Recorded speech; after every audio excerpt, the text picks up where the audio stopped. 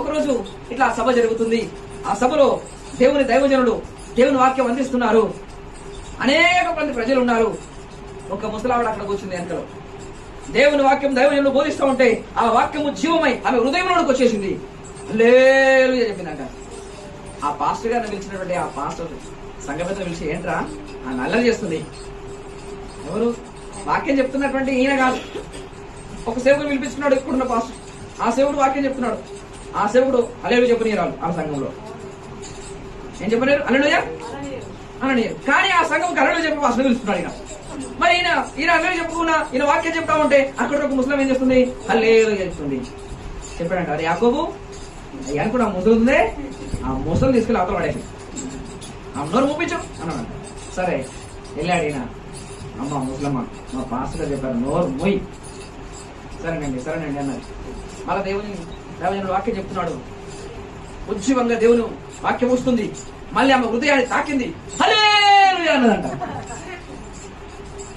యాకోబు గాడు యేసపు గాడు ఇద్దరు వెళ్ళాడు.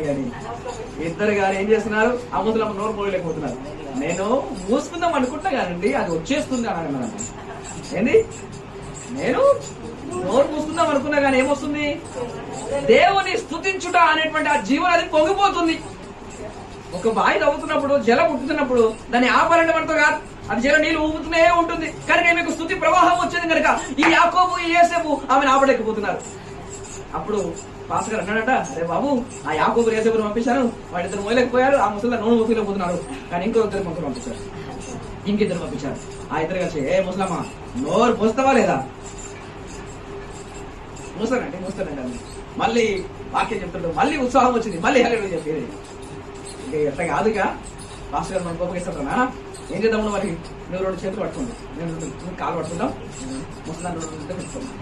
అప్పుడు ఆ ముసలమ్మదంట, నా యేసయ్యను ఈ లోకములో ఉన్నప్పుడు 4 కాళ్ళ గాడిద మోసింది, కానీ నన్నైతే 4 గాడిదలు మోస్తున్నాయి అన్నదంట.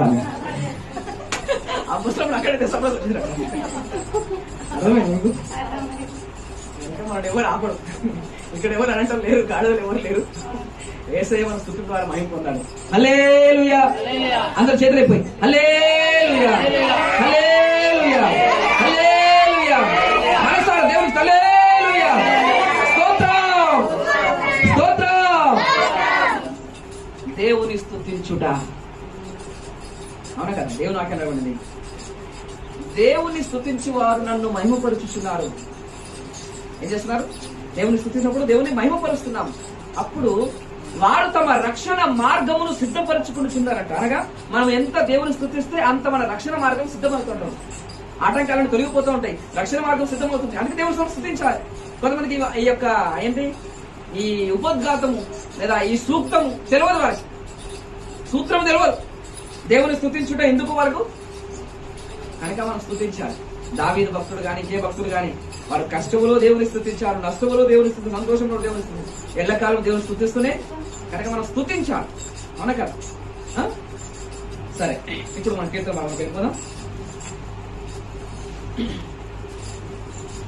ఇక్కడ ఈ మాటను మనం అనేక సార్లు చదువుకున్నాం. నా నీతికి ఆధారమగు దేవా అనే మాటను మనం అనేక సార్లు ధ్యానించాం. ఇంకా కొంచెం మనము ముందుకు వెళ్ళిపోతే ఇక్కడ 2వ వచనంలో మనం చూస్తున్నాం, నరులారా ఎంతకాలము నా గౌరవమును అవమానముగా మార్చెదరు, ఎంతకాలము వ్యర్థమైన దానిని ప్రేమించెదరు, ఎంతకాలము అబద్ధమైన వాటిని వెదుకుదురు అన్నమాట మనం ఇక్కడ చదువుతున్నాం. నిజానికి దేవుడు తన భక్తులను తన కొరకు ఏర్పరచుకున్నాడు. ఎవరి కోసం? మన పిల్లలు ఎవరి కోసం? మన కోసం. అవునా కాదు? మన పిల్లలు ఉంటే వేరే ఇంటి పని చేస్తూ కూడామా?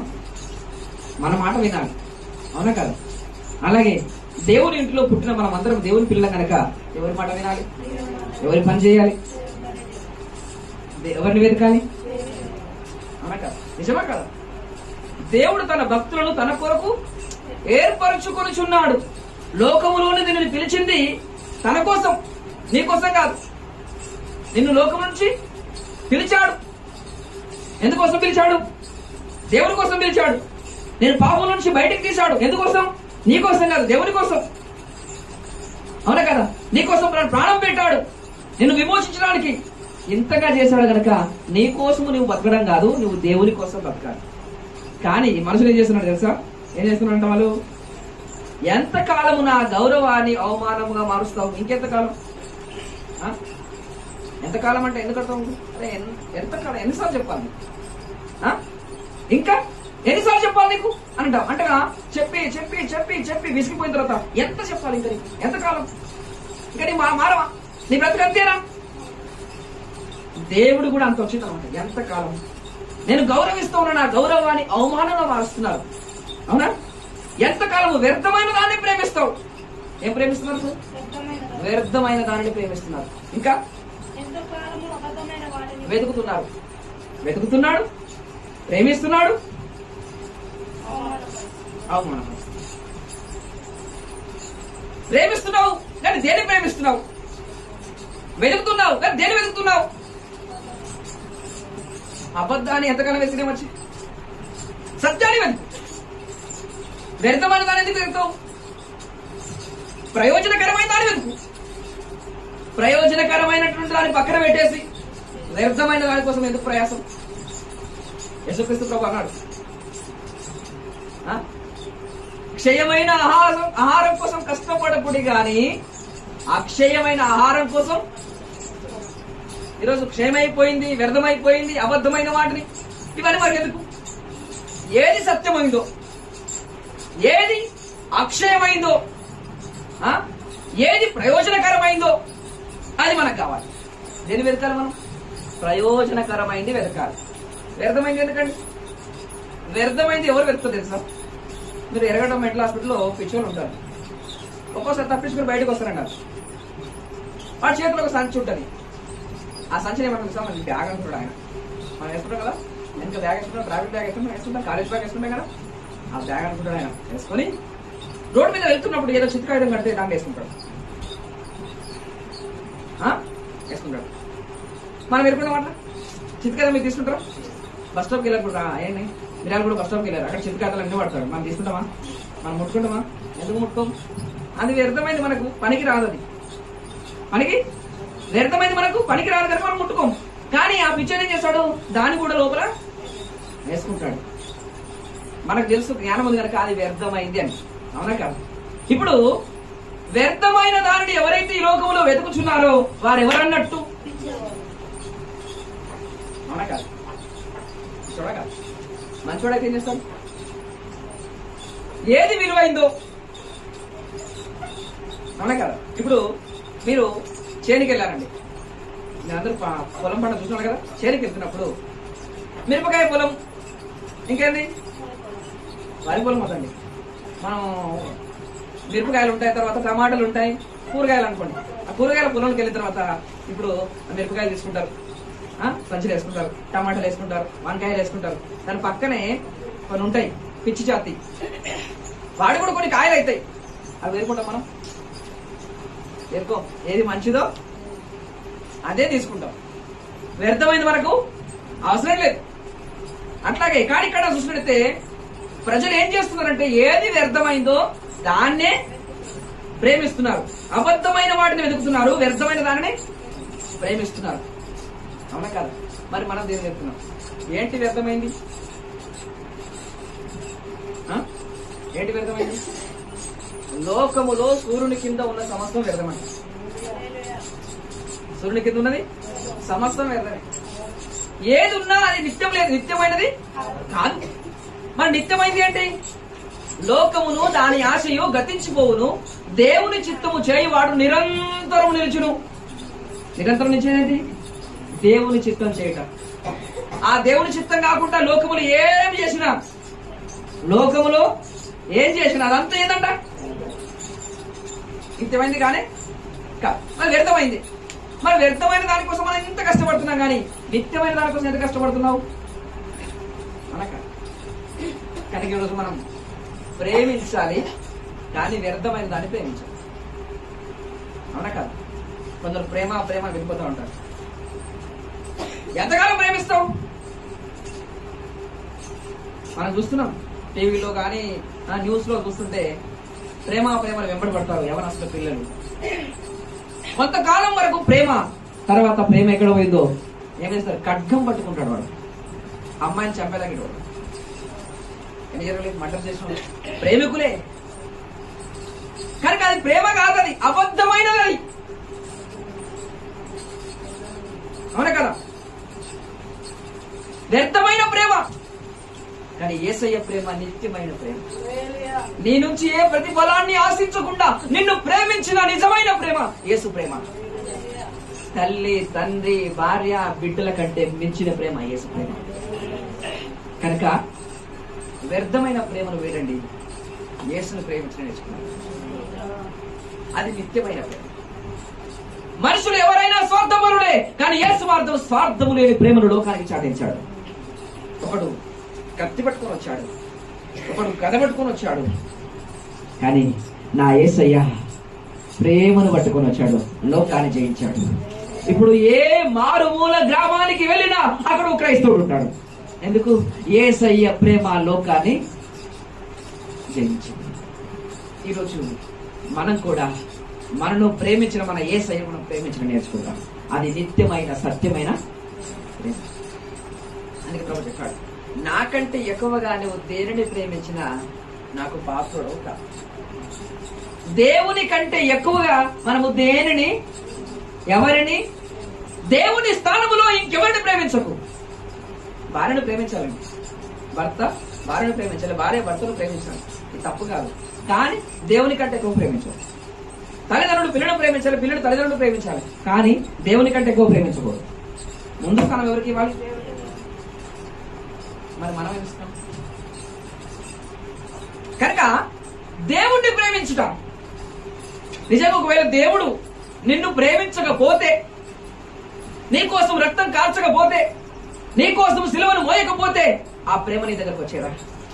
ఈరోజు పరిశుద్ధంగా దేవుని సన్నిధిలో కూర్చొని ఆ సర్వలోక న్యాయాధిపతిని యేసయ్యను ఆరాధించే భాగ్యము నీకు దొరికేదా? ఎక్కడో పాపంలో ఉండేవాడు, పాపం ఆలోచనలు, పాపం తలంపులు, పాపం మాటలు, పాపం పాటలు, పాపం క్రియలు, చీకటి అంధకార క్రియలు, ఇవే కదా మన జీవితం అంతా. కానీ ఈరోజు పరిశుద్ధమైన దేవుని నామాన్ని స్మరించి ఆ పరిశుద్ధ వాక్యం మాటలు విని మన జీవితాన్ని సరిచేసుకోవడానికి ఇంత గొప్ప భాగ్యం మనకు దొరికింది అంటే యేసు మనను ప్రేమించిన బట్టే. ఒకవేళ ఆయన ప్రేమించకపోతే నాకెందుకు ఆ మనుషులు కూడా యేసు పరలోకంలో ఉంటే మనకి ఏం దొరికేది? యేసయ్య ప్రేమ ఎక్కడి వరకు వచ్చింది? నీ దగ్గరకు వచ్చింది. నువ్వు ఎక్కడ పడి ఉన్నావో, ఏ పంటలో ఉన్నావో, ఏ పాపములో ఉన్నావో అక్కడికి దిగి వచ్చిన ప్రేమ. కానీ ఇప్పుడు మనం ప్రేమించేది ఎవరు ప్రేమించాలి? ఇప్పుడు నిన్ను ప్రేమించిన యేసయ్యను ప్రేమించింది. వ్యర్థమైన దానికోసం ప్రేమించడం మాత్రం. యేసును ప్రేమించాలి, అది నిత్యమైన ప్రేమ. అవునా కదా? ఈ విధంగా వ్యర్థమైన దాని కోసం, అబద్ధమైన వాటిని వెతకడం, వ్యర్థమైన దాన్ని ప్రేమించడం. ఇంకా చెప్తున్నాడు, నేను నా గౌరవాన్ని నీకు ఇచ్చాను అని అవమానంగా మారుస్తున్నాడు. నిజంగా దేవుడు నన్ను గౌరవిస్తున్నాడు. దేవుడు ఏం చేస్తున్నాడు? మనల్ని గౌరవిస్తున్నాడు. ఆ గౌరవాన్ని అవమానంగా మనం మార్చకూడదు. అవునా కదా? గౌరవించడం లేదు.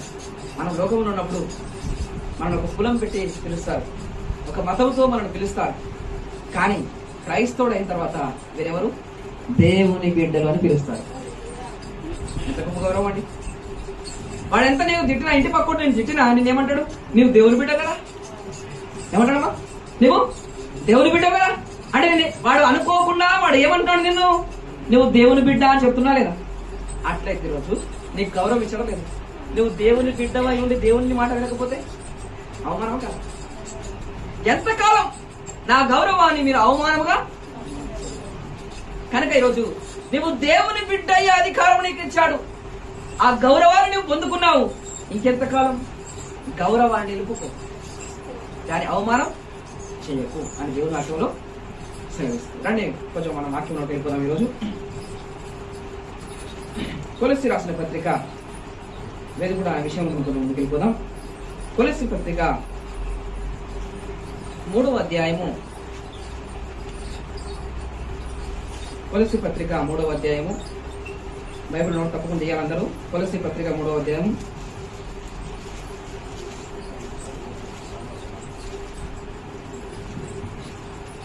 183 పేజీ నంబర్. మొదటి నుంచి చదవండి. మీరు క్రీస్తుతో కూడా లేపబడిన వారైతే పైనున్న వాటిని వెతుకుడి. అక్కడ క్రీస్తు దేవుని కుడి పార్శ్వమున కూర్చుండి ఉన్నాడు. పైనున్న వాటి మీదనే గాని భూ సంబంధమైన వాటి మీద మనసు పెట్టుకొనకుడి. ఏలయనగా మీరు మృతి పొందితిరి. చాలమ్మా, నీకు అర్థమైంది వాక్యం ఏమన్నా? ఏంటంట? మీరు క్రీస్తుతో కూడా లేపబడిన వారు అని అన్నాడు. అయితే మీరు క్రీస్తుతో కూడా లేపబడిన వారు అయితే పైనున్న వాటినే వెతుకుడి. లేపబడకపోతే కిందున్న వాటినే వెతుకోవచ్చు. అబద్ధమైన వాటిని వెతుకుట అని చూసాము. కానీ ఇక్కడ అపోస్తలుడైన పౌలు చెప్తున్నాడు, మీరు క్రీస్తుతో కూడా లేపబడిన వారు అయితే. అయితే లేపబడ్డారా లేదా? లేపబడిన వారు అయితే దేన్ని వెతకాలి? కిందున్న వాటిని వెతకడం కాదు, అబద్ధమైన వాటిని వెతకడం కాదు, లోక సంబంధమైన వాటిని వెతకడం కాదు, పైనున్న వాటినే వెతకాలి. ఎవరు వెతకాలి? ఇది ఎవరికి అప్పగించిన పనిది? మీరు లేపబడిన వారైతే. అవునా కదా? మీకు అర్థమవుతుందా? లేపబడుట. ఇప్పుడు బ్రదర్ యేసుదాడు ఉన్నారు, ఆయన కూర్చుని ఉన్నాడు. కూర్చుని ఉంటే నేను లేపుతాను. ఆయన లేసే ఉంటే నేను లేపుతానా? అవునా కదా?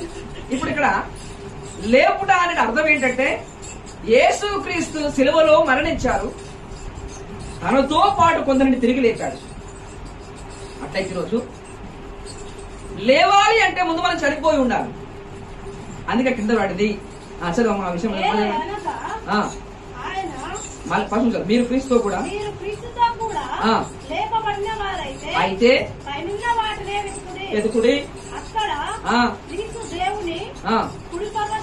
కుడి పార్శ్వమున కూర్చుండి ఉన్నాడు. పైనున్న వాటి మీదనే గాని భూ సంబంధమైన వాటి మీద మీ మనస్సును పెట్టుకునకూడదు. అది ఏలయనగా మీరు మృతి పొందితిరి. చాలు. ఏలయనగా మీరేమయ్యారంట? మృతి అంటే ఏంటి అర్థం? చచ్చిపోతిరి అన్నాడు. అర్థమవుతుందా? మన మాటలు అర్థమవుతున్నాయి? మీరు లేపబడ్డారు అని మొదలు చెప్పాడు. లాస్ట్ చెప్తున్నా మీరు చచ్చిపోయారని చెప్పాడు. చచ్చిపోయిన వాళ్ళు లేపుతారు తప్ప బస్సులో ఏం లేతామండి? యేసుక్రీస్తు లాజరు దగ్గర వెళ్ళినప్పుడు లాజరు చనిపోయాడు కనుక లాజరు బయటికి రాగానే ప్రేత వస్త్రం చేత కట్టబడిన వాడై సమాధిలో 4 దినములై చచ్చిపోయిన కులిపోయిన శవముగా ఉన్నాడు లాజరును. యేసుక్రీస్తు ఏం చేశాడు? యాయేరు కుమార్తె చనిపోయింది. చనిపోయిన యాయేరు కుమార్తెను తాలితాకు వెళ్ళే కనగా వెళ్ళేసింది. మనం ఇంతకు విన్నాం. ఆ నాయుడు విధవరాలు కుమారుని పాడి మీద వేసుకుని వెళ్ళిపోతా ఉన్నారు. యేసుక్రీస్తు ఆ గవిని లోకుడికి వచ్చి ఆ పాడిని ముట్టగా పాడి మీద ఉన్నట్టు శవం వేసింది. చనిపోయిన వారిని ఏం చేశాడు? లేపినాడు. అలాగే మీరు మృతి పొందితిరి అని అన్నాడు. ఏమైపోయాం? మృతి పొందిరి. ఇప్పుడు మృతి పొందుట దేనికోసం మృతి పొందాలి?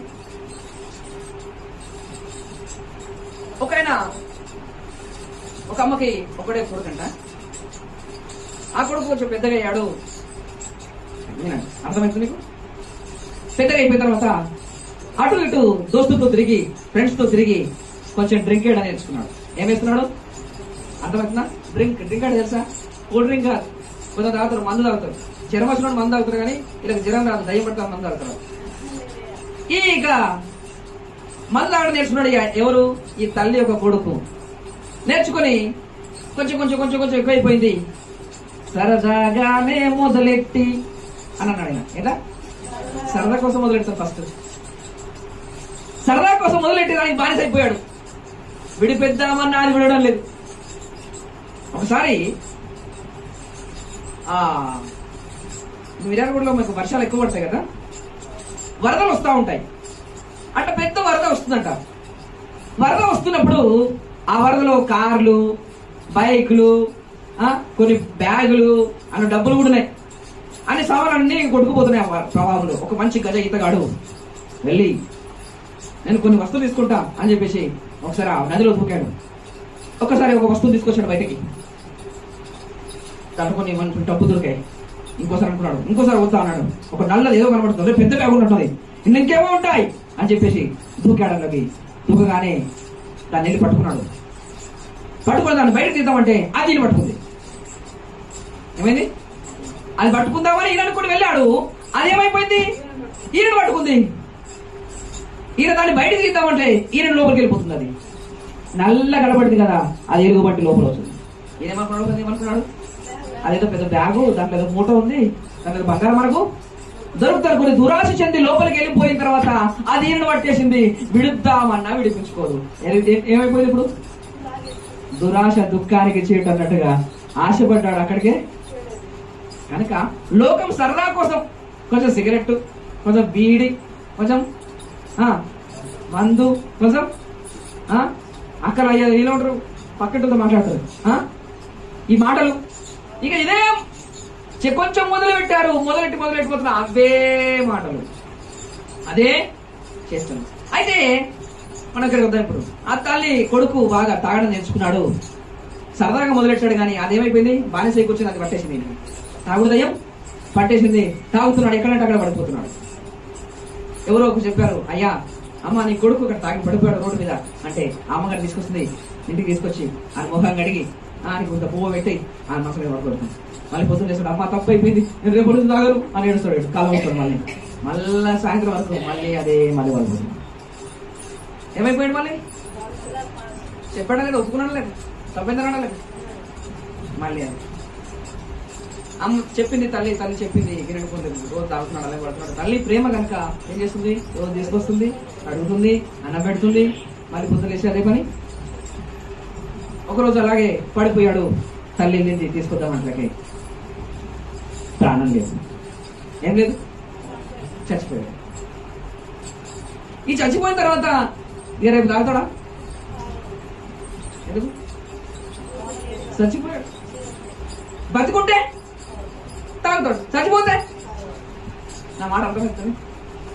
అలాగే మనము లోకములో పుట్టిన ప్రతి వాడు ఎవరంట? పాపి. కనుక పాపిగా ఈ పుట్టిన ప్రతి వాడు పాపం చేయక మానడు. నిజమా కాదు? తప్పకుండా. కానీ చనిపోయిన వాడిని పాపం చేయమని చేస్తారా? చేయడు. అవును కదా? ఇప్పుడు ఏం చేయాలి? ఇప్పుడు మనలో ఉన్నటువంటి పాప స్వభావం అనే పాప పురుషుడు, పాప వ్యక్తి చావాలి. అవునా కాదు? చావాలా లేదా? వాడు బతుకుంటే తప్పుడు దొరకడు, ఒప్పుకుంటాడు. మళ్ళీ పోయి తెల్లారి మనం అనుకుంటాం, అబద్ధం ఆడదు అనుకుంటాం, బూతు పడదు తిట్టదు అనుకుంటాం, పడదు అనుకుంటాం. ఏం చేస్తాం మళ్ళీ? అవునా? నిజంగా ఉందా లేదా మీ జీవితంలో? అంటే ఈ తాగుబోతోడు అమ్మ దగ్గర వచ్చి ఏడ్చినట్టుగా మనం కూడా ఏడుస్తాం. తెల్లారి మళ్ళీ అదే పాట. ఏం పాట? నిన్నటి పాటదే. తాగి అన్న రోడ్డు మీద పడిపోయిన పాటే. నిజమా కాదా? ఇది నిజమా కాదు? కానీ ఇప్పుడు ఈ తాగుబోతోడికి తల్లి ఎంత చెప్పినా వినదు కనుక వీడు ఏమైపోవాలి? వీడు సావాల్సిందే. వీడు చస్తేనే తప్ప తాగుడు మనడు. అంటే దీని అర్థం ఏంటి? ఆత్మీయంగా మీకు అర్థం చేస్తుంది ఏంటంటే, మన పాప స్వభావం అనేటువంటి మన లోపల ఉన్నటువంటి పాప స్వభావం ఉందే, అతను చావాలి. ఏమాలి? పాప పురుషుడు. పాప పురుషుడు అంటే ఎవరు? లోపల ఉన్న స్వభావం ఏమైపోవాలి? చచ్చిపోవాలి.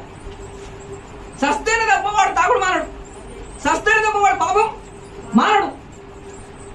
కనుక ఈరోజు క్రీస్తుతో కూడా లేపబడుట అనే విషయం మనలో జరగక ముందే క్రీస్తుతో పాటు చనిపోవుడు అనే విషయం అంతా జరగాలి. అవునా కదా? అవునా కదా? ఏం కార్యం జరగాలి? ఇప్పుడు యేసు క్రీస్తుతో కూడా లేవాలి అంటే యేసు క్రీస్తుతో కూడా చనిపోవాలి. యేసుక్రీస్తు చనిపోయి తిరిగి లేచాడు. అలాగే ఈరోజు నువ్వు తిరుగు లేవాలి, యేసయ్యను లేపాలంటే ముందు నువ్వేం చావాలి? చావాలి. దేని విషయం చావాలి? పాపం విషయమై చావాలి, లోకం విషయమై, మూలపాఠముల విషయమై చావాలి. సస్తే దేవుడు ఏం చేస్తాడు? ఇప్పుడు లేపాడు. యేసు క్రీస్తుతో పాటు నువ్వు లేపాలంటే యేసు క్రీస్తుతో పాటు నువ్వు చావాలి. చావాలి. ఒక విషయం చదవండి, అక్కడ కొంత చదవడం. మీరు మృతి పొందితే మీ జీవము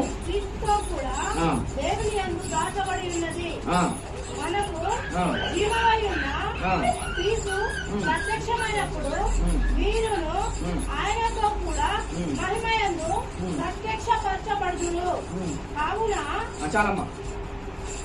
రోమపత్రిక 8వ అధ్యాయం 13వ వచనం. రోమపత్రిక 8వ అధ్యాయం 13వ వచనం.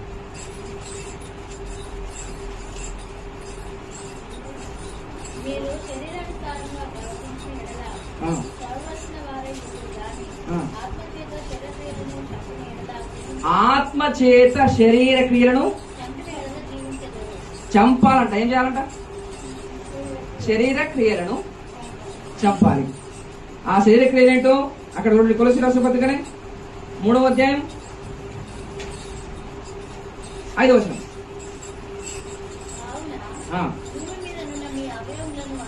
అవయములు అనగా అర్థమవుతుందమ్మా ఏంటి? శరీర క్రియలు అన్నాడు. శరీరం అంటే ఇదేనండి, శరీరము దేహం అంటాం కదా, ఇది శరీరం. శరీరంలో కొన్ని క్రియలు ఉంటాయంట. దీన్ని ప్రాచీన పురుషుడు అంటాం, శరీర క్రియలు అంటాం. ఇవి చంపవలసినవి అనమాట. అవునా కదా? శరీర క్రియలు అంటే ఏంటి? అక్కడ రాబడినా ఫస్ట్ చదువు. భూమి మీద నున్న మీ అవయవములు అనగా జారత్వమును, అపవిత్రత, కామాతురత, దురాశలు, విగ్రహారాధన అయిన ధనాపేక్షలు ఏం చేయాలంట? చంపాలి. చంపాలంటే ఏం కావాలి నీకు? ఇప్పుడు మళ్ళీ చంపాలంటే నీకు వస్తావా బాబు? నువ్వు శత్రువు వచ్చాడు, ఇప్పుడు వాళ్ళు చంపమంటే నేను చేస్తాడు. వాళ్ళు చంపు. ఎదురుగా శత్రువు వచ్చినప్పుడు ఏం చేయాలి? ఇప్పుడు వాళ్ళు చంపు. గంటగా నేను చేస్తాడు, ఎట్లా ఓడిపోతావు నువ్వు? అర్థమైంది మీకు? జారత్వము, అపవిత్రత, కామాతురత, విగ్రహారాధన, ఆయన దురాశ, ధనాశ, ధనాపేక్షణ వెంట ఏం చేయాలి? ఇప్పుడు చంపాలి. అవునా కదా? ఇప్పుడు మనం ఇంట్లో ఉన్నాం, మన ఇంట్లో ఒక దొంగ వచ్చాడు. ఏం చేస్తాం వాడిని? ఏం చేస్తాం? అయ్యా రా బాబు కూర్చోండి అంటావా? ఏమంటారు మీరు? ఏమంటావా? తిరుపతిలో చెప్పండి, మీ ఇంటికి దొంగ వస్తే నువ్వు ఏమంటావు? అయ్యా బాబు రండి కూర్చోండి అంటావా? ఏం చేస్తావు? కట్టె ఉంటే కట్టె, గొడ్డలు ఉంటే గొడ్డలి, కత్తి ఉంటే కత్తి, కోడగోసే కత్తి ఉంటే ఏం చేస్తావు? తీసుకుంటావు ముందు. ఎందుకు? ఇప్పుడు దేవుడు ఒక విషయాన్ని చెప్తున్నాడు. వీడు దొంగ. ఎవడాడు? నిన్ను నాశనం చేయవాడు వచ్చాడు నీ దగ్గర కనుక ఇప్పుడు నువ్వు ఒకరు చంపాలి. చంపాలి అంటే కట్టుతో కూడా వస్తాడు. ఒక ఖడ్గం కావాలి, లేకపోతే వస్తాడా? చంపడానికి ఏదో ఒకటి కావాలి, లేకపోతే వాడు సావడు. కనుక ఏది చంపాలి? ఇప్పుడు ఏది చంపాలి? ఇప్పుడు ఒక వ్యక్తిని కాదు నువ్వు చంపేది, ఒక మనిషిని కాదు నువ్వు చంపేది. ఎవరు చంపాలంట? చదవమ్మా, ఎవరెవరు చంపాలి చూడు ఒకసారి. మళ్ళీ చదువు.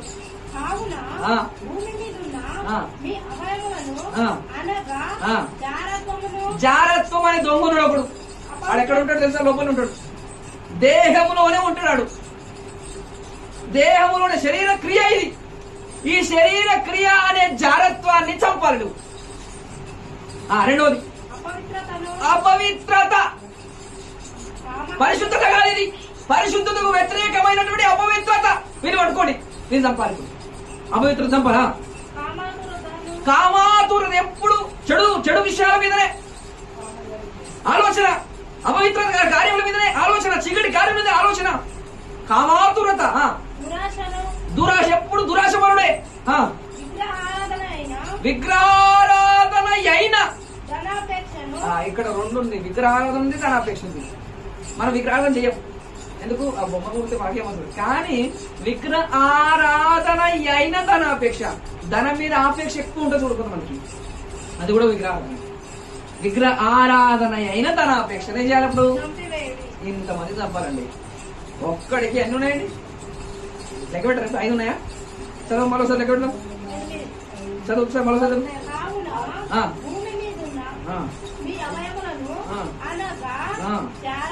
ఒకటి, 2, 3, 4, 5 ఉన్నాయండి. 5 ఉన్నాయి. ఒక్క వ్యక్తి ఎంతమంది చంపాలి? 5 కదా. ఎంత బలవంతులు ఉన్నారు మీరు? ఒక్క వ్యక్తి 5 మందిని చంపాలంటే ఎంత బలంగా ఉండాలి మీరు? మీరు బక్క చిక్కిపోయి అన్నం తినకుండా అడుగుతా మన కింద పడిపోయినట్టే మనకి దగ్గర కట్టవా? ఎలా ఉండాలి? 5 మందిని ఓడగొట్టేట బలం నీకు ఉండాలంటే ఎంత? ఇప్పుడు కొంతమంది 5 మందిని కొట్టుకుంటారు. వాళ్ళు ఎలా ఉంటారు తెలుసా? పొద్దున్న ఏమైనా గ్లాస్ పాలు 5 గుడ్డు తినేస్తాడు. చికెన్ పెడితే 1 కిలో మాట తినేస్తాడు. 1 కిలో ఆయనే. ఎందుకు? అతను బలంగా ఉంటే 10 మందినైనా 5 మందిని ఎదుర్కొనే శక్తి దొరుకుంటుంది. మరి తిని కూడా లేకుండా మీరు బలంగా ఉంటేనే తప్ప ఒక శత్రువుని ఎదిరించలేరు. నువ్వు బలంగా ఉండాలంటే ఏం చేయాలి? ఇప్పుడు తినాలి. బలంగా ఉండాలంటే ఏం చేయాలి? ఇప్పుడు ఏం తినాలి? ఏదో ఇంత ఫాస్ట్ ఫుడ్ తింటే అయిపోతుందా? రోడ్డు మీద తింటే ఫాస్ట్ ఫుడ్ తింటే, మురుగురాలు తింటే, మురుగురాలు తెలుసా మీకు? మురుగులు అంటారు, ఏమంటారు? మురుగురాలు ఒక ఏమంటారమ్మా, ఒక అడ్డడు అంటారా మీరు? ఏమంటారు? ఒక 10 కిలోలు తిన్నారనుకోండి, బలం వస్తుందా? ఎందుకు రాదు? లేదు. బలం ఏదో వస్తుందో తినాలి, అవునా కదా? మురుగురాలు తింటే బలం రాదు. 5 మందిని కొట్టే శక్తిని కావాలి అంటే ఏంటి? బలమైన తిండి, అవునా కదా? ఇన్ని క్యాలరీల శక్తి వస్తుంది, ఇది తినాలి, అది తినాలి మన డాక్టర్ చెప్తా ఉంటారు. కనుక నీకు శక్తి వచ్చే ఫుడ్ తినాలి. ఏం తెలుసా? దేవుని వాక్యం ఫుడ్ తినాలి. గ్లాస్ పాలు తాగాలి, 5 గుడ్లు తినాలి. ఇది తెలుసు మనకి. ఎట్లా బిర్యానీ ఉండాలి మనకు తెలుసు. ఏ హోటల్లో బాగుంటుందని బ్రదర్స్ తెలుసు. ఎట్లా వండుకొని తినాలో సిస్టర్ తెలుసు. కానీ వాక్యం ఎట్లా తినాలో తెలుసా మనకి? ఇంటి పక్క కొట్టాడానికి వస్తే ఇద్దరిని కొట్టే శక్తి మనకు ఉంటది.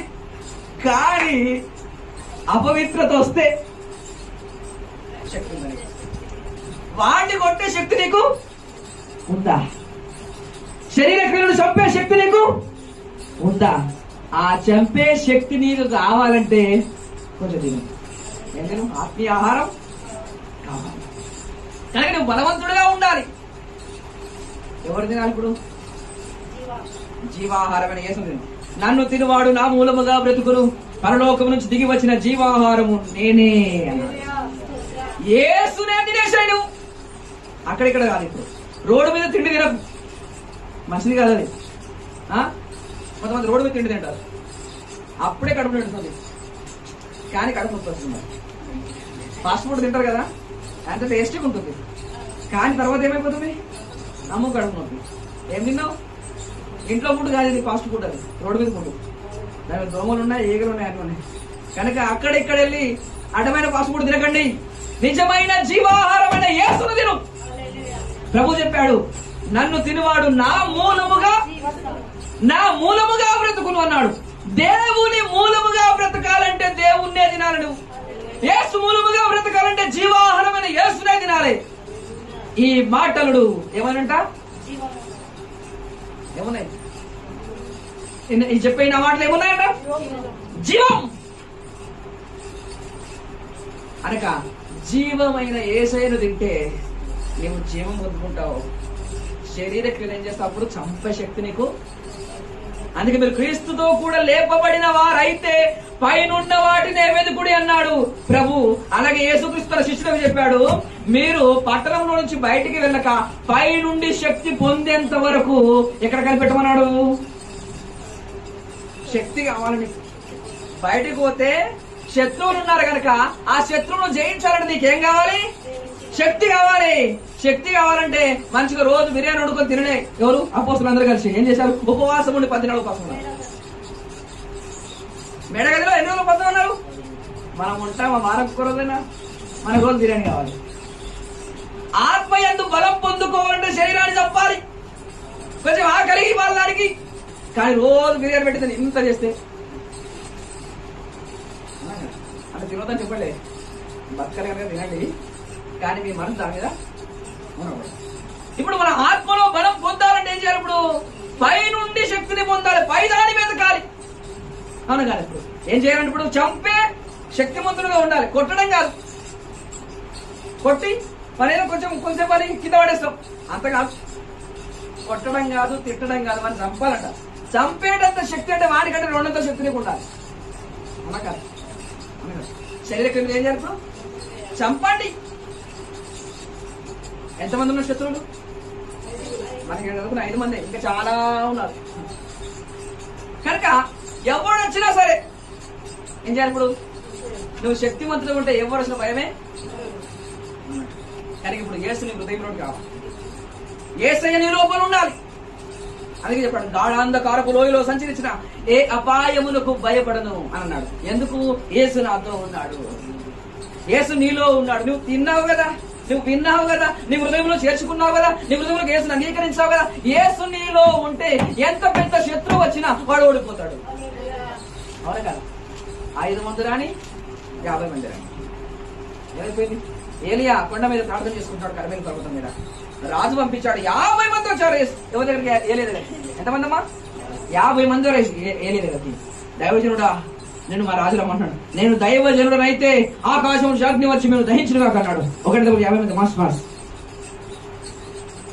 5 మంది కాదు, 50 మంది కూడా అక్కడే ఏమైపోయారు? కాలి బూడిదైపోయారు. మరి యేసుతో సహవాసము చేసిన ఏలియా శత్రువులు నాశ అయినట్టుగా నీ వద్దకు వచ్చిన దురాశ, ధనాశ, జారత్వము, అపవిత్రత, కామతూరత ఇవన్నీ కాలి బూడిదైపోయాలి. చచ్చిపోవాలంటే నువ్వు దేవునితో సహవాసం చేసిన ఏలియా వలె మారాలి. మనం ఎలా ఉంటాం? తినకుండా, అనగా దేవుని వాక్యం తినకుండా, అక్షయమైన పాలను తాగకుండా, జీవాహారమైన యేసును భుజింపకుండా అలాగే మనం ఉంటే మనము శక్తిహీనుడుగా ఉంటాం, బలహీనుడుగా మనం ఉంటే అవి మనం 5 మంది అటాక్ చేసి మనం నిన్ను చంపేస్తాం. ఆత్మ సంబంధమైన వ్యక్తి ఆత్మ సంబంధిగా ఉండకుండా కొన్ని రోజుల తర్వాత పూర్తిగా శరీర సంబంధిగా ఎందుకు మారిపోతున్నాడంటే అవి అటాక్ చేసి నిన్ను చంపేశాయి. శరీర సంబంధమైన వ్యక్తి, ఆత్మ సంబంధమైన వ్యక్తి, 2 వ్యక్తిత్వాలు మన లోపల ఉంటాయి. ఆత్మ సంబంధంగా ఆత్మచేత శరీర క్రియలను చంపుతున్నప్పుడు ఆత్మ సంబంధంగా బ్రతుకుతూ ఉంటాం. అప్పుడు ప్రార్థన, విశ్వాసం, ప్రేమ, పరిపూర్ణత, దేవుని వాక్యం మీద ధ్యాస ఉంటది. కానీ ఎప్పుడైతే ఆత్మ సంబంధమైన పరిచర్య ఆగిపోయి శరీరం కొంచెం బలం పొందుకొని, శరీర క్రియలు బలం పొందుకొని ఆత్మను చంపేస్తారు అనుకోండి, అప్పుడు ప్రార్థన ఉండదు, పాట ఉండదు, వాక్యం ఉండదు, దేవుని సంఘం గుర్తుండదు, మొత్తం లోక సంబంధ విషయాలు. ఏమైపోయింది? లోపల 5 మంది అటాక్ చేసి నేను ఆత్మీయంగా చంపేశారు. కనుక ఈరోజు మనం ఎవరు చంపాలి? ఇప్పుడు ఆత్మ చేత శరీర క్రియ చేయాలి, చంపాలి. ఇంకా కొంచెం చూడండి, గలతీ పత్రిక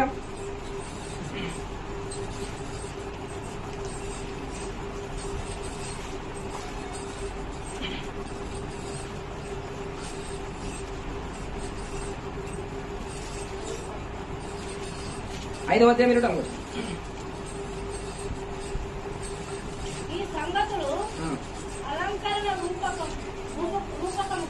గలతీ పత్రిక 5:24. గలతీ పత్రిక 5:24. క్రీస్తు యేసు సంబంధులు శరీరమును దాని ఇచ్ఛలను దురాశలతోనూ సిలువకు వేసి ఉన్నారు. ఇక్కడ చూడండి అమ్మాయి, క్రీస్తు యేసుకు సంబంధించిన వారు, క్రీస్తు యేసు సంబంధులు. అవునా కదా? ఇప్పుడు మనం ఎవరి సంబంధులం? యేసుకు సంబంధించిన వారు, యేసు సంబంధులం. సంబంధం ఏం బంధం? ఇప్పుడు మన యశోద బ్రదర్ ఉన్నారు, అసోసియేషన్ ఉంది, వారికి ఒక బంధం ఉంది. ఏం బంధం అది? భార్య భర్తల బంధం. ఆ సంబంధం వాళ్ళకు. మనమందరం ఉన్నాం, మనకేం బంధం? ఏసే రక్తంలో కనబడే మనం అన్న చెల్లెలు అక్క తమ్ముడు అనే సంబంధం. అవునా కదా? ఇక్కడేం బంధం అంట? చదవడం. క్రీస్తు యేసు, మనమందరం ఎవరు బంధం? ఏ సంబంధం? క్రీస్తు యేసు సంబంధం. అపవాది సంబంధం కాదు, లోక సంబంధం కాదు, శరీర సంబంధం కాదు. ఏ సంబంధులు మీరు? క్రీస్తు యేసు సంబంధులు. అవునా కదా? మనము క్రీస్తు కూడా లేపబడిన వారు, క్రీస్తు సంబంధులం. అయితే ఇప్పుడు క్రీస్తు సంబంధులు ఏం చేశారంటే ఏం చేశారమ్మా? శరీరమును అన్నాడు. శరీరమును అంటే నిజంగా శరీరం తీసుకొని సిలువగడం కాదు, శరీరంలో ఉన్న క్రియలు ఇప్పుడు చెప్పాను కదా అవన్నీ. శరీరము దాని ఇచ్చినంటే దాని ఆశలు. శరీరం ఏం ఆశ ఉంటుందండి? నేను బాగా అలంకరించుకోవాలి, నేను బాగా బ్రతకాలి, నేను సుఖంగా ఉండాలి, కష్టపడకుండా బతకాలి. శరీరం కోరుకుంటుంది కష్టం రాని ఎప్పుడు సుఖంగా బతకాలి. మంచం మీద పడుకోవాలి, కింద పడుకోవాలి, సుఖంగా ఉండాలి, రోజు బిర్యానీ తినాలి, మంచి మంచి ఆశలు వస్తాయి శరీరానికి. అవునా కదా? కనుక ఇప్పుడు ఈ శరీరము ఏంటంట? మరి క్రీస్తు యేసు సంబంధులు శరీరమును దాని ఇచ్చలను, దాని యొక్క కోరికలను, దానికి దురాశలతోను, శరీరమును దాని ఇచ్చలు, దాని దురాశలు, దాని ఆశలు మొత్తం తీసుకుని ఏం చేశారు? సిలువకు వేశారు. అనగా దాన్ని ఏం చేశారు? చంపుతున్నారు. శరీరమును దాని ఇచ్చలు, దాని దురాశలు. శరీరమును దాని ఇచ్చలు, దాని దురాశలు ఏం చేశారు? ఇప్పుడు సిలువకు. ఎవరు వీళ్ళంట? లోక సంబంధులా? అపవాది సంబంధులా? అపవాది సంబంధులైతే శరీర కోరికను తీర్చుకుంటారు. క్రీస్తు యేసు సంబంధులు అయితే శరీర కోరికను సిలువకు వేస్తారు, అంటే చంపుతారు అని అర్థం. అనగా క్రీస్తు యేసు సంబంధులం అని చెప్పడం కాదు. ఇప్పుడు నిజంగా క్రీస్తు యేసు సంబంధి అయితే నీ శరీర దురాశలను, దాని ఇచ్చలను ఏం చేయాలి? ఇప్పుడు అందుకే చెప్తున్నాడు శరీరమును అంటే శరీరం లోపల ఎన్ని కోరికలు వస్తాయో శరీర సంబంధమైనవి వాటన్ని తీసుకెళ్ళి సిలువకు. అనగా ఇప్పుడు నీ ప్రతి కోరికను తీసుకెళ్లి నీకు రేపు పొద్దున్న లేవగానే ఏదైనా యేసుక్రీస్తుకు అపోజిట్ గా, వాక్యానికి అపోజిట్ గా ఏదైనా ఒక కోరిక వస్తే దాన్ని మొట్టమొదటిగా పట్టుకొని తీసుకెళ్లి సిలువకేసి ఏం చేయాలి? సిలువకేసి. సిలువ అనేటువంటిది ఏంటంటే చంపే ఆయుధం. అవునా కదా? సిలువ అంటే ఏంటి? చంపేటట్టు ఒక కత్తి, ఒక గడ్డం. కానీ ఇప్పుడు క్రీస్తు యేసు సంబంధులు ఏం చేస్తారంటే కోరికలు నెరవేర్చుకునేవారు కాదు, ఏం చేస్తారు? చంపేవారు. నేను చెప్పాలి ఇప్పుడు నిన్ను నీ చంపుకోవడం కాదు, నీ లోపల ఉన్న శరీర క్రియలను ఏం చేయాలి? ఇప్పుడు చంపాలి. చంపాలంటే ఏం కావాలి? ఇప్పుడు బలం కావాలి, ఖడ్గం కావాలి. అలా కదా? క్రీస్తు యేసు సంబంధులు శరీరమును దాని ఇచ్చలతో కూడా ఏం చేశారు? ఇప్పుడు సిలువకు వేసి ఉన్నారు. ఎవరైతే తన శరీరమును కోరికలను ఇచ్చను సిలువకు వేశారో వారు క్రీస్తు యేసు సంబంధులు. వేయకపోతే వారు క్రీస్తు సంబంధులు. మనం క్రీస్తు సంబంధులు కావాలంటే ఏం చేయాలి? ఇప్పుడు మన కోరికలు, మన ఇచ్చలు, మన శరీర ఆశలు మొత్తం ఏం దొరికారు? ఇప్పుడు సిలువ వేయాలి. అవునా కదా? ఇంకో విషయం చెప్పండి. అదే గళిత రాసిన పత్రిక 2వ అధ్యాయం 20వ వచనం.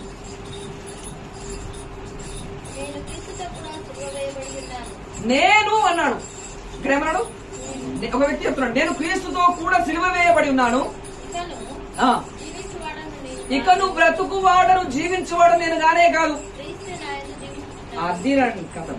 ఇప్పుడు ఏం చేయాలి? ఇప్పుడు నేను మొత్తం ఏమైపోయాను? సిలువకు వేసినాను. నేను అనే వ్యక్తిని, అనగా నేను అనే పాపం నేను సిలువకు వేయబడినాను కనుక ఇక జీవించేవాడు నేను కాదు, క్రీస్తే నాయందు. ఇది రావాలి. యేసుక్రీస్తు సిలువకు వేయబడినట్టుగా మనం సిలువకు అప్పగించుకున్నంత వరకు మనం పాపులుగానే మిగిలిపోతాం తప్ప క్రీస్తు సంబంధులు కాదు. అనే క్రీస్తు సంబంధులుగా మారంటే నేను అనే వ్యక్తిత్వం, పాపి స్వభావం అనే ఇతను ఏమైపోయి సిలువకు ఎక్కాల్సిందే. ఎక్కనంత వరకు ఏం దొరకదు? విమోచన దొరకదు. గలతీ 6:12 చదవడము.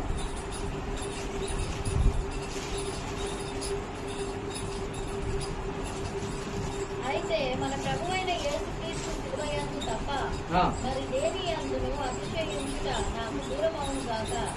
దాని వలన నాకు లోకమునకు నేనును సిలువ వేయబడి దాని వలన నాకు లోకమును లోకమునకు నేను సిలువ వేయబడి ఉన్నాను. ఏంటంట దేనికి? లోకమునకు నేను, నాకు లోకం. ఇప్పుడు లోకము నా దగ్గరకు వస్తుంది, పాపం చేయని చెప్తుంది నాకు, కానీ నేను సిలువలో ఉన్నాను. పాపం చేయగలనా? యేసుక్రీస్తు సిలువలో ఉన్నాడు. 2 చేతులు సిలువకున్నాయి, 2 కాళ్ళు సిలువకున్నాయి. చేయి పాపం చేస్తాడు ఒక వ్యక్తి? పాపం చేయలేడు. అలాగే రోజు నేను సిలువకు వేయబడాలి. వేయబడితే వేయబడిన ఈయన ఇక పాపము లోకమునకు నేనును, నాకు లోకమును, మేమిద్దరం సిలువ వేయడం. నేను పాపము లోకములో పాపము చేయాలంటే లోకము నా కోసం సిలువ వేయబడినట్టుగా కనబడుతుంది. లోకం వచ్చి నాకు చెప్పాలంటే నేను కూడా సిలువ వేయబడతాను. లోకం కోసం ఏమాలి? సావాలి అంటాం. లోకం కోసం సావాలి అనగల. మన దేని కోసం రావాలి? ఇప్పుడు లోకం కోసం రావాలి. ఇంకొక విషయం గలతీ పత్రిక 6వ అధ్యాయం 14వ వచనం.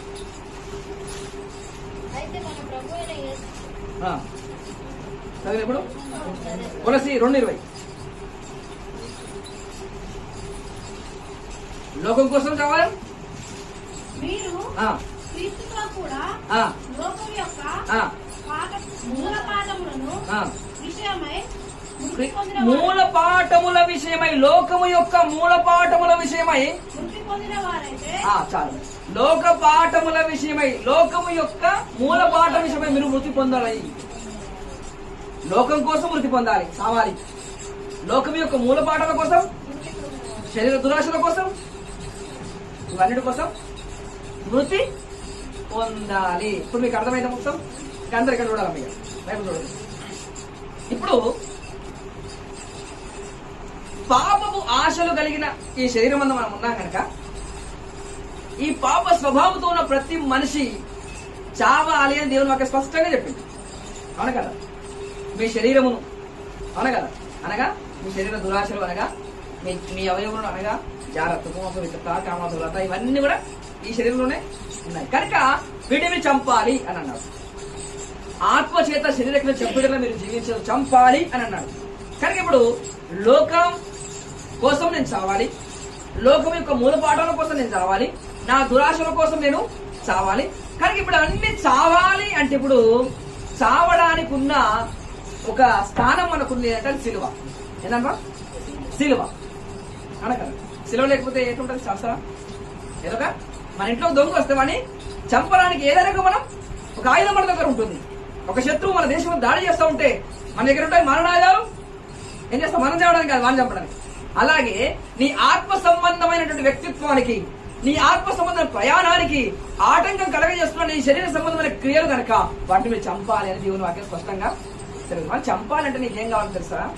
ఒక ఖడ్గం కావాలి, లేకపోతే చావడు. నీవెంత చేసినా వాడు చావడు. ఇప్పుడు అపవిత్రత లేకపోతే దురాశ అనేటువంటి నా లోపల ఉంది. ఇక్కడ చూడండి, దురాశ అనేటువంటిది నా లోపలికి వచ్చిందండి. ఈ దురాశ అనేటువంటి లోపలికి వచ్చినప్పుడు దీన్ని చంపాలి, దురాశను చంపాలనుకుంటే ఒక ఖడ్గం పట్టుకొని పోతే చస్తారా? కట్టెతోడు కొడితే చస్తారా? దురాశను చంపడం కట్టెతోడు కాదు, ఖడ్గంతోటి. మరి ఎలా చంపాలి? అవునా కాదు? ఎబ్రీ పత్రిక 4వ అధ్యాయం 12వ వచనం.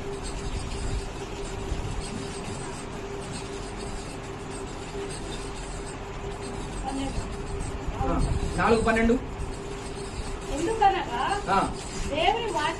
ఎందుకనగా దేవుని వాక్యం సజీవమై చూడు బలము గలదై 2 అంచులు గలదంటది. ఒక అంచు లేదు, దీనికి 2 అంచులు ఉన్నాయి.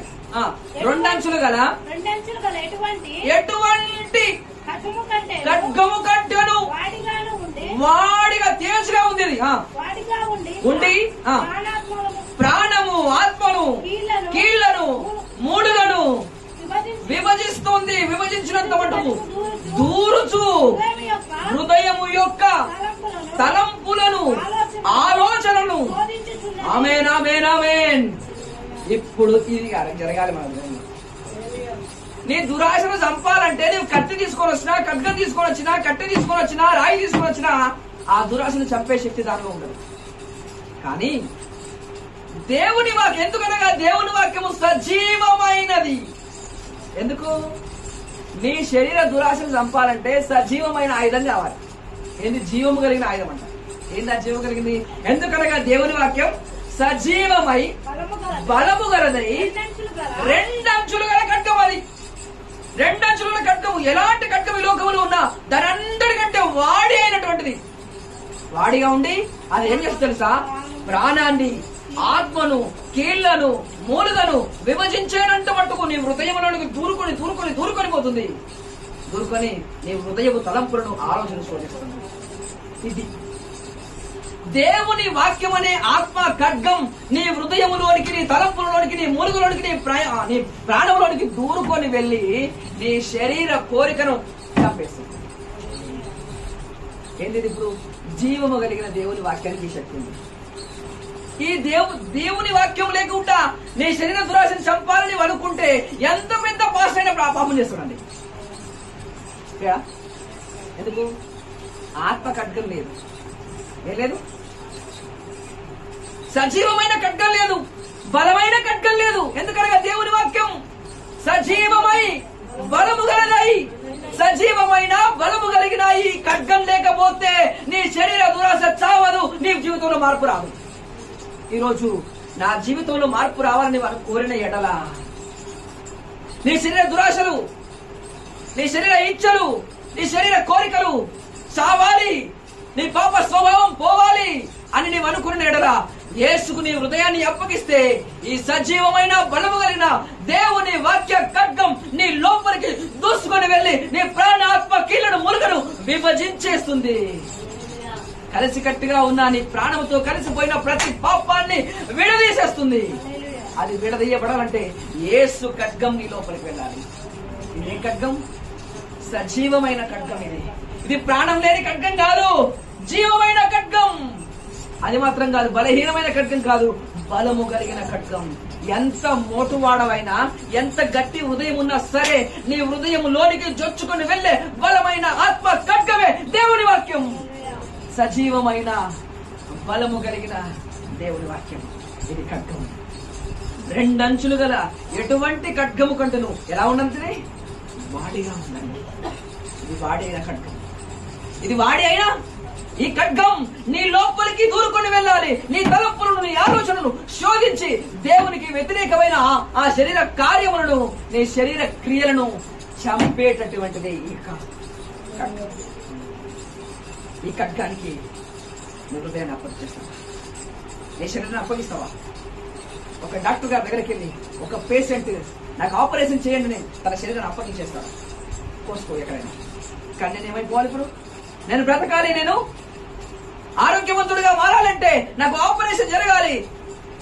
నాకు ఏదైతే కుళ్ళు పట్టిపోయిందో, నా శరీరానికి ఏదైతే వ్యతిరేకముగా పనిచేస్తున్న క్రిములు, చెడిపోయినటువంటి ఆ అవయవాన్ని తొలగించేసేయండి అని చెప్పి మన డాక్టర్ గారికి మనం అప్పగించినట్టుగా ఇప్పుడు మన శరీర క్రియలను, శరీర అవయవాలను దేనికి అప్పగింపడు? యేసయ్యకు మనం అప్పగించాలి. యేసయ్య ఖడ్గమా నాలో చూసుకో. నా ప్రాణముతో కలిసిపోయిన నా శరీర క్రియలు, నా ఆత్మతో కలిసిపోయిన, నా ప్రాణముతో, నా శరీరముతో కలిసిపోయిన నా శరీర క్రియలు, నా శరీర దురాశలు పూర్తిగా విడదీయబడాలి, నరకబడాలి, చంపబడాలి అని నువ్వు కోరుతున్నావు. ఈరోజు ఈ వాక్యం అందరి దగ్గర లేదు. ఈ ఆత్మ ఖడ్గానికి అప్పగించరు. అయ్యగారు నాకు నూనె పోసి రాయండి, శరీర సంబంధమైన కోరికలు తీరాలి, నేను బిల్డింగ్ కట్టుకోవాలి, నేను ఇల్లు కట్టుకోవాలి అనే ప్రసంగిస్తాడు తప్ప ఆత్మ సంబంధంగా నేను ఎదగాలి, శరీర క్రియలు నశించిపోవాలి అని ఈ ప్రయాసం ఎవరి దగ్గర ఉంది? ఈరోజు మనం దానికోసం రాలేదు. అబద్ధమైన వాటిని వెతకడం మనం రాలేదు. వ్యర్థమైన దాన్ని మనం ప్రేమించడం మనము రాలేదు. యేసును ప్రేమించడానికి, యేసు సంబంధంగా ఉండడానికి మనం వచ్చాం కనుక ఇప్పుడు యేసు సంబంధిగా నీవు ఉండంటే శరీరమును దాని ఇచ్చలతో కూడా సిలువకు వేయాలి. నీ లోపల శరీర దురాశ చావాలని మనం కోరేయడదా? నీకు కట్టి చేత, నీ ఖడ్గం చేత, నీకున్న కట్టి చేత నువ్వు చంపుదామనుకుంటే అది చావదు. సజీవమైన బలము కలిగిన రెండంచుల ఖడ్గమైనటువంటి యేసు యొక్క ఆ వాక్యము చేత నువ్వు నీ హృదయంలోకి అంగీకరిస్తే ఆ వాక్యం నీ లోపలికి వచ్చి నీతో కలిసిపోయినా, నీ శరీరంతో, నీ ఆత్మతో, నీ ప్రాణంతో కలిసిపోయినా ప్రతి పాపాన్ని ఏం చేస్తున్నప్పుడు విభజించుతుంది. విభజించడం అంటే వేరు చేయడం. నీ ప్రాణములో కలిసిపోయింది, నీ జీవితంలో కలిసిపోయింది, అది నీ లోపల భాగమైపోయింది, నీ శరీరంలో ఒక అవయవంగా మారిపోయింది. అది ఏది? పాపం, దురాశ, కోరిక, అపవిత్రత, కామదూరత, జారత్వము, ఇవన్నీ మన శరీరంలో ఏమైపోయాయి? ఒక అవయవంగా మారిపోయింది అంతే. మీరు చూడండి,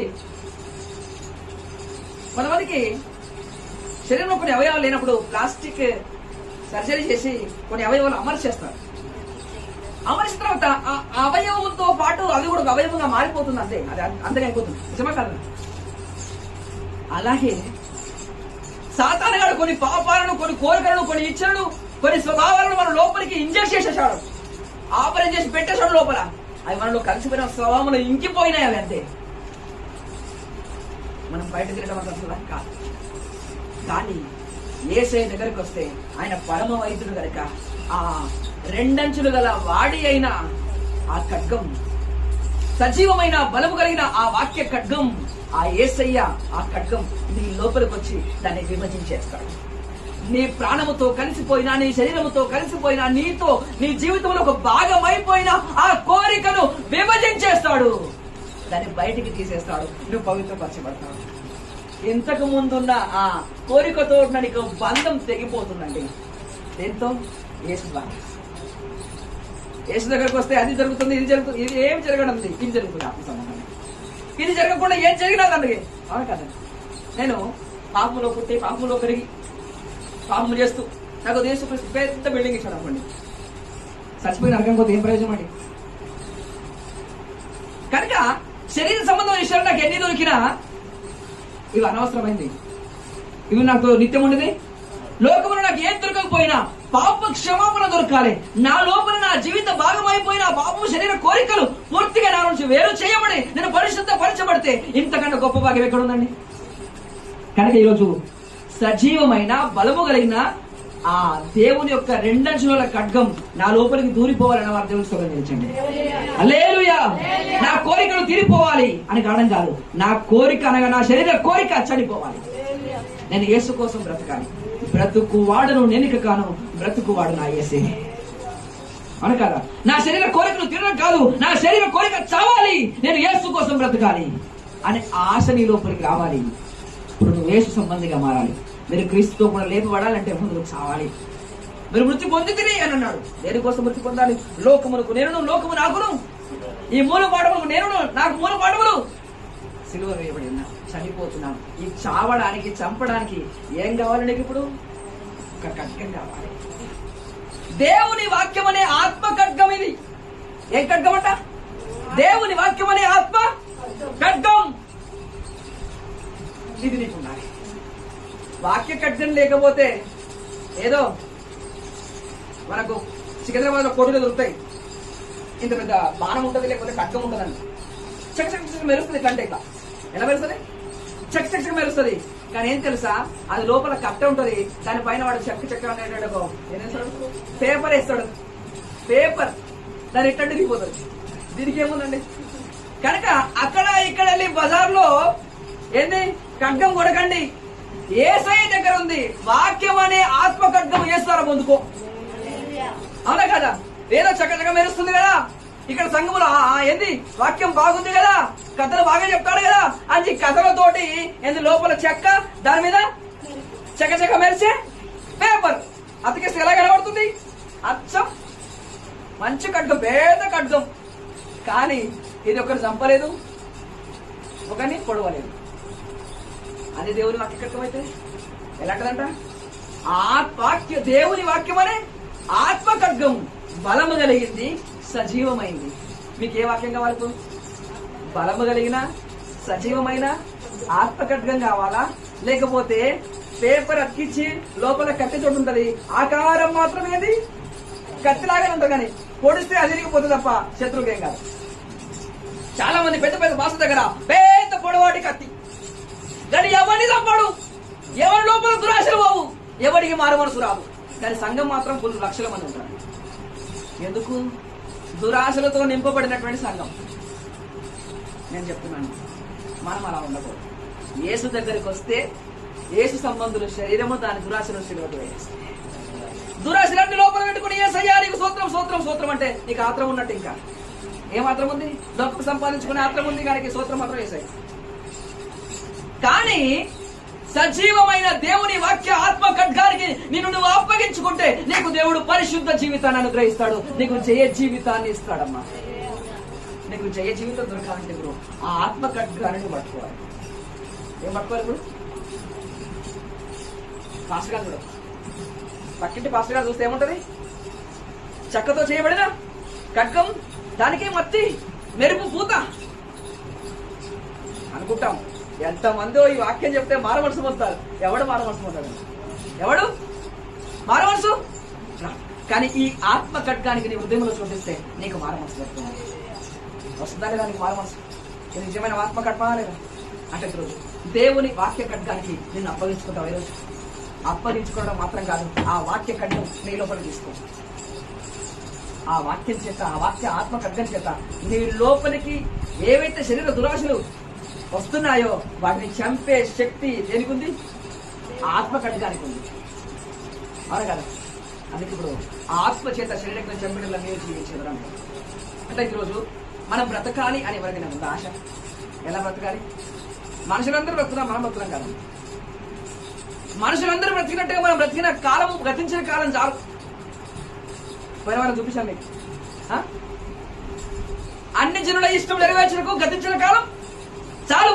కనుక ఈ రోజు మనం అన్ని జనుల విషయమై అనగా లోక సంబంధ విషయాలమై మనం మృతి పొందాలి. ఇప్పుడు యేసు కోసం బ్రతకాలి. ఒకవేళ యేసు కోసం బ్రతకకుండా ఏదైనా ఆటంకంగా ఎవరైనా మన దగ్గరకు వచ్చినప్పుడు ఏంటి? ఆ శరీర క్రియను చంపడానికి ఒక ఆత్మ ఖడ్గం మన దగ్గర ఉండాలి. ఆత్మ ఖడ్గం ఎలాంటిదంటే సజీవమైంది, అనగా జీవము కలిగింది, బలము కలిగింది, రెండంచుల గల ఖడ్గం కంటే వాడిగా ఉండాలి. ఎప్పుడు ఏ కోరిక వచ్చినా దాన్ని అప్పుడే నరికి వేసేయాలంతే. ఎప్పుడు ఏ ఆలోచన దుష్టతలం వచ్చినా అప్పుడే నరికి వేసేయాలి. అది ఆత్మ ఖడ్గం ఉంటుంది. అట్లా రోజు ఆ ఆత్మ ఖడ్గం లేకుండా ఉన్న చాలా సంఘాలు ఇప్పటికే పూర్తిగా చచ్చిపోయారు. ఆత్మ సంబంధంగా చచ్చిపోయారు, శరీర సంబంధం బతికారు. మనం శరీర సంబంధంగా చచ్చిపోలే, ఆత్మ సంబంధంగా బతికారు. అందుకే క్రీస్తు యేసు సంబంధులు శరీరమును దాని ఇచ్చలతో కూడా సిలువకు వేశారు. ఎవరి సంబంధులు? క్రీస్తు యేసు సంబంధులు. మన సిఫర్ చెప్పింది, అయ్యా మా ఊర్లో ఏంది అలా నల్గొండ జిల్లా అంటాం, ఒక పాస్టర్ గారు తమ్ముడు ఎంతమంది పెళ్లి చేసుకున్నామా? 18 మందిని పెళ్లి చేసుకున్నాడు. మీరు శరీరం చంపాడండి, చెప్పండి. మీరు ఏం చేశాడు? సంఘంలో సగం పెద్ద కీబోర్డ్ వాయిస్తాడు. మరి మనం అలా ఉంటే మనకి బతికెందుకు? ఈ బతికెందుకు? భక్తెందుకు? ఆ కుక్క బతుకుతుంది, వీరు బతుకుతున్నాడు. నిజంగా మనము దేవుని యొక్క స్వభావములో పాలివారం అవ్వాలి. మన పాప స్వభావం నరికివేయబడాలి. పాస్టర్ అని పేరు చెప్పుకోవడం కాదు, దేవుని కుమారుడిగా బ్రతకాలి. మనకు గొప్ప అర్హత లేకపోవచ్చు, మనకు గొప్ప చదువు లేకపోవచ్చు, యేసు మనకు ఉండాలి. మనం ధరించుకున్నది దేన్ని? దేవుని వాక్య ఆత్మ ఖడ్గం. వారి దగ్గర ఆత్మ ఖడ్గం లేదు. అపవాది వేసిన ప్రతి బాణానికి లోనైపోయాడు, ఆత్మ సంబంధంగా చచ్చిపోయాడు. ఎలా బతుకుతున్నాడు? కుక్కలాగా బతుకుతున్నాడు. మనం ఎవరండి? దేవుని పిల్లలం. మనకు పిల్లలమైతే వారసులం. దేనికి వారసత్వం నీకున్నది? పాపం చేయడానికి కాదు, పరిశుద్ధంగా బ్రతకడానికి, దేవుని ఇంటిలో జీవించడానికి, విశ్వాసంలో బ్రతకడానికి. తండ్రికి కలిగినవన్నీ మనవే. తండ్రికి ఉన్నది ప్రేమ, తండ్రికి ఉన్నది లోకంలో పరిశుద్ధత, ఇవన్నీ మనకు కలగాలి.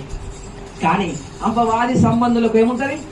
అపవాదికి ఏమున్నాయో వీడికి అవే ఉంటాయి. వారికి శరీర దురాశలు, అపవిత్రత, కామతురత, దురాశ, లోపత్వము, దుష్టత్వము, ఇవన్నీ ఎవరికి ఉంటాయి? సైతానికి ఉంటాయి. నేను యేసయ్య సంబంధిని చెప్పుకోండి, నా లోపల అన్ని అవే ఉంటే నేను ఎవరి సంబంధి? వాడి సంబంధి. కనుక ఈరోజు పైకి చూడకండి. మీరు పై భక్తిని అంతరంగములో ఎవరిని చూడండి. ఇప్పుడు నన్ను నేను చూసుకున్నాను, మనం చూసుకున్నాం. నేను క్రీస్తు పోలికలో మార్చబడాలి. నా శరీర స్వభావం సిలువ వేయబడాలి. నేను యేసు క్రీస్తు యొక్క రక్తం చేత కడగబడాలి. నేను పవిత్రపరచబడాలి. నేను నా శరీర దురాశను పూర్తిగా సిలువకు వేయబడాలి.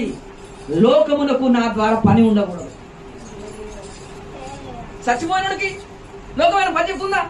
అని వీడు చచ్చాడు, వీటితో మాకేం పని తీసుకొని ఎక్కడ చేస్తాం? ఇప్పుడు మీకు అందరికి మనకు అందరికి కావాల్సినది లోకం మనం చూసి వీడు వేస్ట్ అనాలి. ఏమనాలి? లోకం మనం చూసి ఏమనాలి? వీడు తాగడం మనతోటి, పండగ చేయడం మనతో, ఏం చేయడం వీడు వీడు వీడు వీడు వేస్ట్. ఎందుకు? చచ్చిపోయిన మనం వేస్ట్ అనుకుంటుంది. మనం అట్లా అయిపోవాలి. లోకము నన్ను ద్వేషించి మిమ్మల్ని కూడా ద్వేషించును. ఎందుకు? యేసుక్రీస్తు సత్య సంబంధి, మనం సత్య సంబంధి. ఆమేన్. నువ్వు సత్య సంబంధం అయితే లోకం నిన్ను ఏం చేయాలి? ద్వేషించాలి. ఎందుకు? అరే వీడు వేస్ట్ రా. ఎందుకు? ఏం పని చేసేవాడు వేస్ట్ అంటాడు?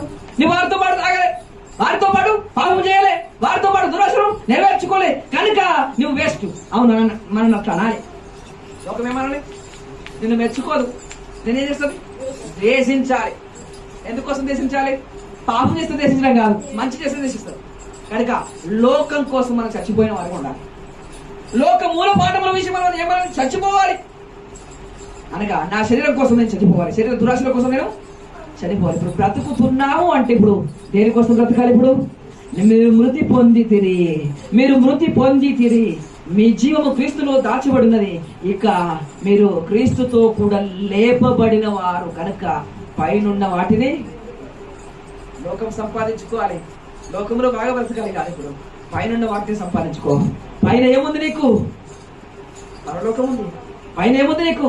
నిత్య జీవం ఉంది. పైన ఏముంది నీకు? పరిశుద్ధాత్మ యందలి ఆనందం ఉన్నది. కనుక ఇప్పుడు పైనున్న వాటిని వెతుకువారు ఎవరంట? క్రీస్తు యేసు సంబంధులు, క్రీస్తు కూడా లేపబడిన.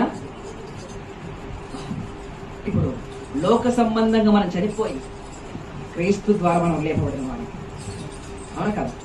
మీరు శరీర దురాశలకు లోబడినట్లుగా మిమ్మల్ని మీరు దేనికి అప్పగించుకుందరో దానికే దాసులు అవుదురు అని రాయబడింది. కనుక ఇప్పుడు చావు నిమిత్తముగా మనము దురాశలకు అప్పగించకుండా కాదు, నిమిత్తముగా యేసయ్యకు అప్పగించుకుందాం. యేసయ్య మనం బ్రతికిస్తాడు, ఆత్మలో జీవాన్ని ఇస్తాడు. శరీర సంబంధమైన ఆ శరీర క్రియలు పూర్తిగా చనిపోయి యేసయ్య జీవము నాలో ప్రత్యక్షపరచబడాలని ఆశ ఈరోజు మనందరికీ ఉండాలి. ప్రభువా యేసయ్య, నేను నా హృదయంలోకి నీ వాక్యం అనే రెండంచులు గల వాడి అయిన నీ యొక్క బలము కలిగిన జీవము కలిగిన ఆత్మ ఖడ్గం నా లోపలికి వచ్చి నా లోపల ఇమిడిపోయిన, నా లోపల కలిసిపోయిన పాపము ఇచ్చలు కోరికలు పూర్తిగా విభజించబడి నాలో నుంచి తొలగించబడి నేను పవిత్రుడుగా బ్రతకాలి అని ఆశ మీకు ఎవరికైనా ఉందా? రాని తలగా వచ్చి ప్రార్థన చేసుకుందాం. హల్లెలూయా, హల్లెలూయా, హల్లెలూయా, హల్లెలూయా. మోకరించండి. హల్లెలూయా, హల్లెలూయా, హల్లెలూయా. ప్రభువా నీకు స్తోత్రం, స్తోత్రం, స్తోత్రం. అందరూ ఎవరు తలకాయ కిందకి వేయకూడదు, పైకి తేవండి. పైకి చూడాలి అందరూ. తలకాయ కిందకి వేయదు, పైకి ఉండాలి. శరీర క్రియలన్నీయు నాలో నశింపచేయుమయ్యా,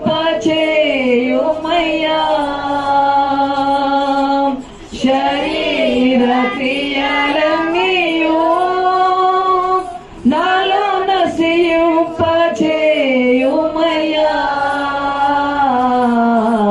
జీవనదిని నా హృదయములో ప్రవహింప. హల్లెలూయా యేసయ్యా, నా హృదయములో ప్రవహింపచేయుమయ్యా. హల్లెలూయా, హల్లెలూయా, హల్లెలూయా. ప్రభువా మా శరీర క్రియలను నశించిపోవాలి ప్రభువా, మేము ఆత్మ సంబంధంగా బ్రతకాలి ప్రభువా. మాలో ఒక విశ్వాసం, మాలో ప్రార్థనా జీవితం, మాలో ఆత్మస్వర్థం. ప్రభువానికి వందనము.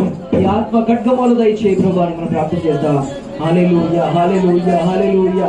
మనసారా ప్రార్థన చేసుకుందాం, నోరు తెరిచి ప్రార్థన చేస్తాం, హృదయాన్ని విప్పి ప్రార్థన చేసుకుందాం. హల్లెలూయా, హల్లెలూయా, హల్లెలూయా. ప్రభువా ఏ యోగ్యత లేని మా కోసం దిగి వచ్చిన మా ప్రభు, నీ గాయాలు రేపాడు ప్రభు, నీకు వ్యతిరేకంగా పాపం చేశాం ప్రభు, మమ్మల్ని క్షమించిన మా దేవానికి స్తోత్రాలు.